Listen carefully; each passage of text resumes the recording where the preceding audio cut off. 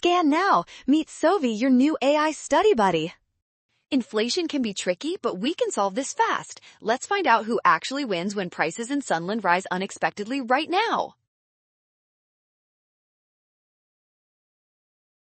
Unexpected inflation benefits borrowers because they repay their debts with money that is worth less than when they first borrowed it. This shift in value effectively reduces the real interest rate. In this scenario, private businesses that took out fixed-rate loans are the winners. They locked in a low rate and now pay back their debt using much cheaper currency than before. Fixed-income earners and lenders lose out because their purchasing power drops. That makes option A the only logical choice for who benefits here. Well done! Scan the code. You can learn better with Sovi. Avoid the rush and check steps to ensure you trust the given data.